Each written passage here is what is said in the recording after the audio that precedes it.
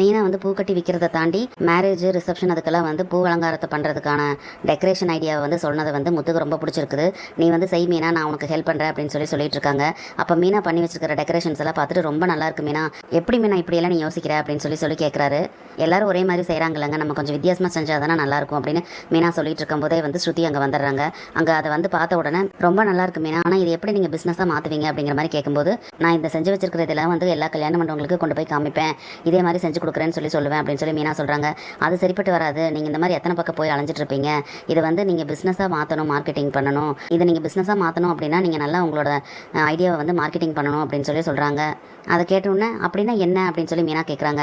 இல்லை நீங்கள் ஒரு கல்யாண மண்டபமாக ஏறி இறங்கிட்டு இருந்தால் எத்தனை கல்யாண மண்டபத்துக்கு போவீங்க, அதேமாதிரி அந்த ஆர்டர் கிடைக்கிறதுக்கு வேண்டி நீங்கள் அங்கே இங்கேயே அலைஞ்சிக்கிட்டு இருப்பீங்களா, அப்புறம் நீங்கள் ரெகுலராக பூக்கட்டி விற்கிற இதையெல்லாம் எப்படி கவனிப்பீங்க, மார்க்கெட்டிங் பண்ணுறது அப்படின்னா விளம்பரப்படுத்துறதுன்னு அர்த்தம், நீங்கள் பண்ணுற விளம்பர இதையை பார்த்து அவங்களாவே தேடி வந்து உங்களுக்கு ஆர்டர் கொடுப்பாங்க, அந்த மாதிரி நீங்கள் பண்ணணும் அப்படின்னு சொல்லி ஸ்ருதி சொல்கிறாங்க. அதுக்கு என்ன பண்ணுறது, நாங்கள் எங்கே போய் விளம்பரம் கொடுக்குறது, அதுக்கெல்லாம் நிறைய செலவாகுமே அப்படின்னு சொல்லிட்டு மீனா சொல்கிறாங்க.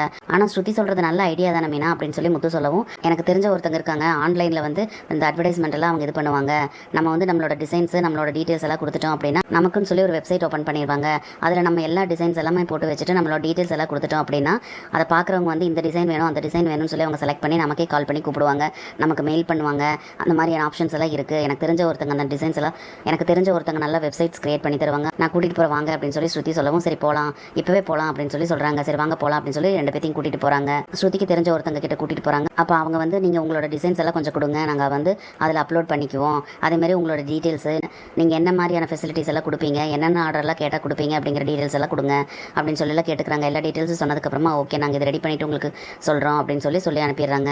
அப்போ முத்துக்கு மீனாக்கு ரொம்ப சந்தோஷமாயிருது. முத்துக்கு வந்து நன்றி சொல்கிறாங்க. இதில் என்ன இருக்குது, நீங்கள் நல்ல நிலைமைக்கு வரணும், நீங்கள் எவ்வளோ கஷ்டப்படுறீங்க, நீங்கள் பூ கட்டுறதே வந்து ரொம்ப நல்ல திறமையாக செய்கிறீங்க, அதையவே நீங்கள் நல்லா செய்யும்போது இதில் நீங்கள் நல்லா கான்சென்ட்ரேட் பண்ணுங்கள், இதில் நல்லா லாபம் சம்பாதிக்கலாம். இப்போல்லாம் மிடில் கிளாஸ் ஆளுங்களே வந்து நல்ல டெக்கரேஷன்ஸ் எல்லாம் பண்ணி நல்ல இடங்களுக்கு போகிறது ஆசைப்படுறாங்க, இதில் நல்ல வருமானம் இருக்குது, நீங்கள் நல்லா பண்ணுங்க மீனா அப்படின்னு சொல்லி என்கரேஜ் பண்ணுறாங்க. பாரு மீனா, பழக்குறள் சொல்கிறது கூட நல்ல ஐடியா தானே மீனா, நம்ம ரெண்டு பேருமே பேசிட்டு இருந்தங்காட்டிக்கு நமக்கு இதை பற்றி நிறைய தெரியல, ஆனால் பழக்குறள் பாரு எத்தனை விஷயம் தெரிஞ்சு வச்சிருக்குது அப்படின்னு சொல்கிறாங்க. என்ன முத்து நீங்கள் இப்படி எல்லாம் பேசுகிறீங்க, மீனா வந்து என் சிஸ்டர் மாதிரி, நான் இந்த ஹெல்ப் கூட உங்களுக்கு செய்ய மாட்டேனா என்ன அப்படின்னு சொல்லி ஸ்ருதி கேட்குறாங்க. சரி ஓகே எனக்கு டப்பிங்க்கு டைம் ஆச்சு, நான் கிளம்புறேன், நீங்கள் ரெண்டு பேரும் கிளம்புங்க அப்படின்னு சொல்கிறாங்க. ஆமாம் எனக்கும் சவாரி இருக்குது, நான் மீனாவை கொண்டு போய் வீட்டில் விட்டுட்டு நானும் கிளம்புறேன் அப்படின்னு சொல்லி முத்து சொல்கிறாரு. நம்ம வீடியோ பிடிச்சிருந்தா லைக் பண்ணி சப்ஸ்கிரைப் பண்ணுங்கள் ஃப்ரெண்ட்ஸ். தேங்க்யூ.